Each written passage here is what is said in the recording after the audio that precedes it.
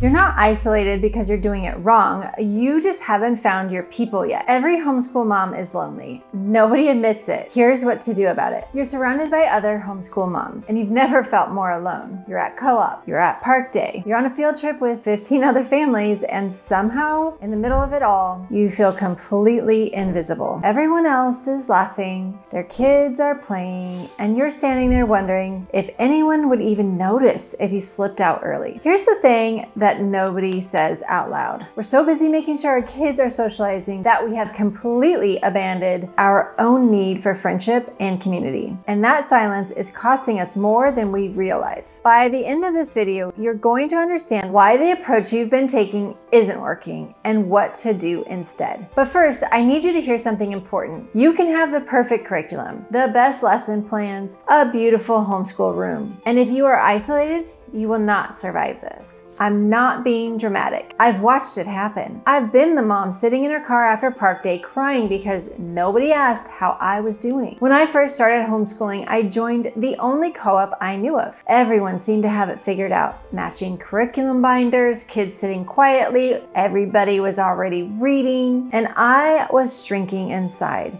convinced I was not cut out for this. Nobody was struggling, or at least that's what it looked like. That was the loneliest season. Not because I was home alone, but because I was surrounded by people and still feeling completely unseen. So I took a risk. I posted in my neighborhood app and asked if anyone wanted to do park days and maybe Bible study together. The response was overwhelming, and that's when I began to understand the moms who look like they have it all together, they're feeling lonely too. The real problem isn't that your kids aren't socialized.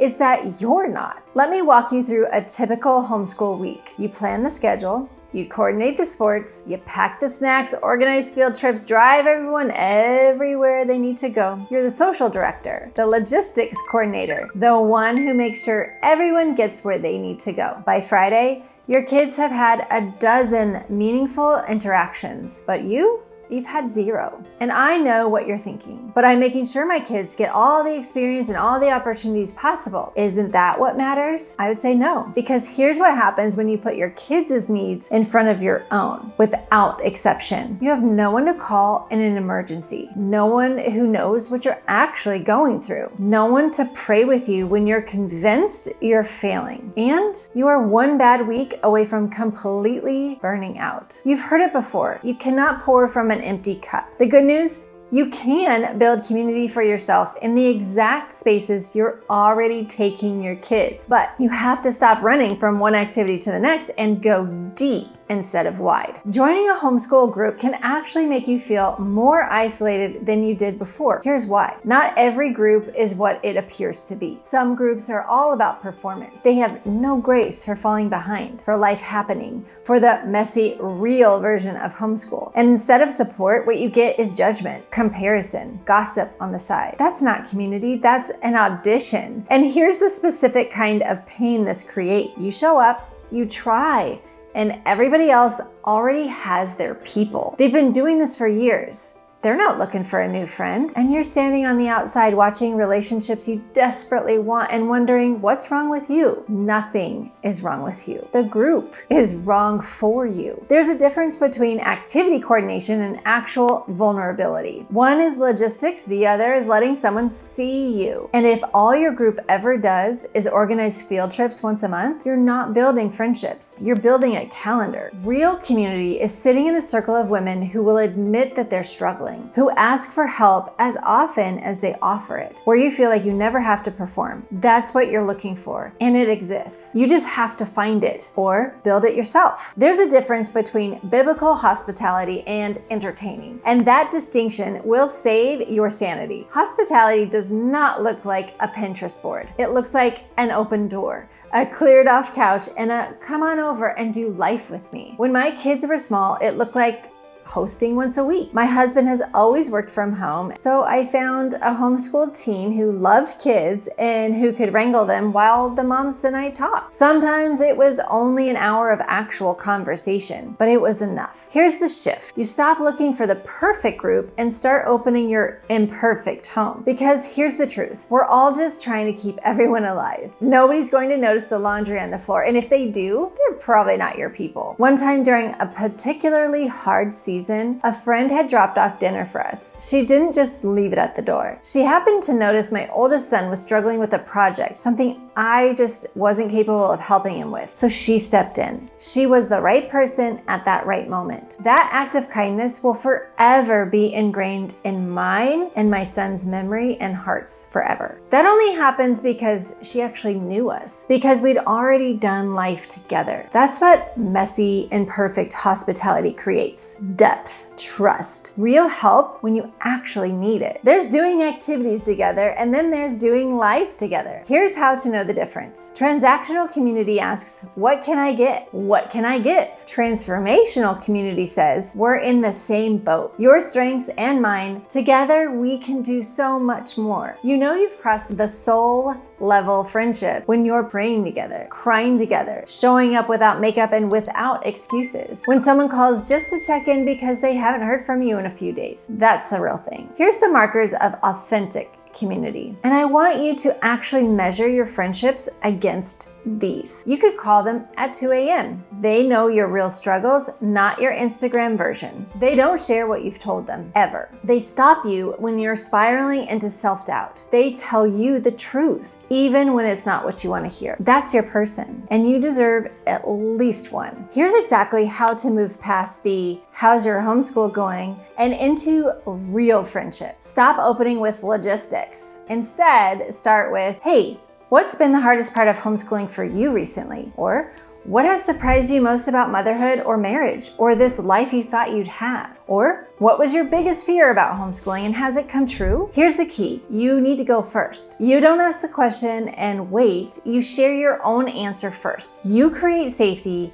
by being the one willing to be seen. And then you listen without fixing, without advice, without jumping in to solve. And here's how you know who your safe people are. Watch how they talk about others. If they gossip to you, they're likely gossiping about you. Safe people will redirect. They don't just let you spiral, they gently pull you back to the truth. Those are the friendships worth protecting. You want to serve, you want to show up, but overscheduling yourself is not stewardship. It's people pleasing. It's easy to say yes to everything. You want to belong, you want to contribute, and before long your calendar is full and your family is getting whatever's left over. That's not faithfulness, that's depletion. Here's the question I ask. Is this something I can offer without it taking from my home? If the answer is no, you have your answer. And here's the thing about saying no. It's not isolation. Isolation is staying home, not talking to anyone, keeping your real struggles completely hidden. That is not healthy. Intentional boundaries are different. They mean you're selective. You go deep instead of wide. You protect your capacity for the friendships that actually matter. And sometimes when you step back from a role, you make space for someone else to step into, someone who needed that opportunity to grow. For the mom afraid if she pulls back, she'll lose her friendships, hear this. If they were real friendships, they will adjust. They will come to you. Real friendship has grace built in. If pulling back ends the relationship, it wasn't a relationship to begin with. It was an activity partnership. If you have 0 homeschool friends right now, here's exactly what to do this week. 3 steps. That's all. Try everything first. Give yourself 1 full season just to explore. When you see a mom whose kids get along with yours, go find her. Ask what they do, where they go. What church do they attend? Tell her you're new to the area or you're new to homeschool. Tell her you don't have friends yet. If she's your people, she'll respond. Go where families are and just introduce yourself. Playgrounds, libraries, sports sidelines. People are lonelier than they look. They want connection too. They just don't know how to start. So you can start. Plan one thing and just show up. Post in your neighborhood app. Organize a park day. Invite 3 moms over for coffee. You don't need a perfect plan. You just need to be the one who shows up consistently. Same time, same place, every week. No canceling, no pressure, just something people can count on. When I posted on Nextdoor neighborhood app, I expected maybe a few responses. It actually created 3 separate groups because people were just as lonely as I was. They were just as eager to get connected as I was. They were waiting for someone just to go first. Be the one who goes first. The most important decision you'll make in homeschooling after curriculum is choosing your community. Here's how you'll know you got it right. You'll know because people will admit they're struggling. They don't perform, they don't compare, they don't compete. They admit. You'll know because you'll look forward to it. You'll leave feeling seen, not exhausted and depleted. You'll grow as a person, as a parent, not just as a homeschool coordinator. And here's the shift I want you to make. Stop choosing community based on your kids' interests. Find your people first. Your kids will find theirs within that group. Because here's what happens when you get that backwards. You end up in a community that doesn't align with your values, doesn't fill you up, and doesn't meet your need for real connection. When you burn out,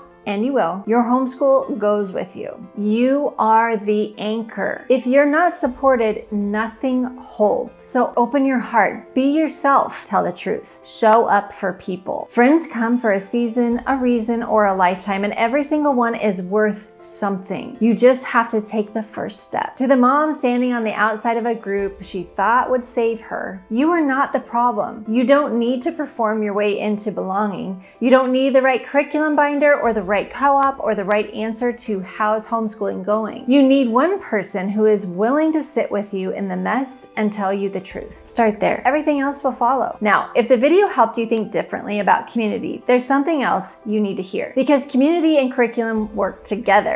And most moms are getting curriculum wrong for the exact same reason they're getting community wrong. They're starting with the wrong question. I made a video specifically about that. It's called "You Keep Buying the Wrong Curriculum Because Nobody Told You This." Because building the right homeschool isn't just about finding your people. It's also about building something that actually fits your family from the ground up.